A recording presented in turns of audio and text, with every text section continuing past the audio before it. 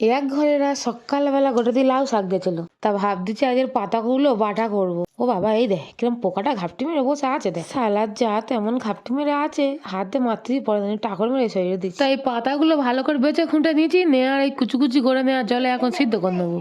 আর তৎক্ষণে এইদিকে একটা শুকনো লঙ্কা দিচ্ছি, কটা রসুন আর পেঁয়াজ ভালো করে কালো করে ভেজে নেবো, নিয়ে আর এই পাতার সঙ্গে আর বাটবো। আজকে ভেবেছি শিলনোড়ায় বাটবো এই পাতাটা। তা শিলনোড়ায় এসে দেখি মা গো, একটি ধুলো পড়ে গেছে, না বেটে বেটে শিলে বাটলে নাকি আবার খুব ভালো স্বাদ লাগে। কিন্তু আমার হাতের 12টা ছেড়ে 14টা বেজে যাবে, এইটা আমি ঠিক বুঝতে পারতেছি। তা যাই পারে হোক গে, এবার কড়াই একটু সর্ষের তেলের ভিতর কালো জিরে দিচ্ছি, দে আর যেই পাতা বাটাটা দেবো বলে বাটি উপর করি, সে পাতা বাটাটা পড়ার আগে জল একটু কড়াই পড়ে আর কি হারে তেল ছিটকেছে, আমি পায়ে পায়ে করে ছুড়েছি। এবার তো রান্না করতে হবে, একটা হেলমেট পরে থাম, নয়তো আমার কোন দিন চোখ মুখ কানা হয়ে গিয়ে রাস্তায় রাস্তায় ঘুরতে। এবার একটু নুন দিয়ে আর ভালো করে নাড়ে চাইড়ে শুকনো শুকনো করে নিলে একদম লাউ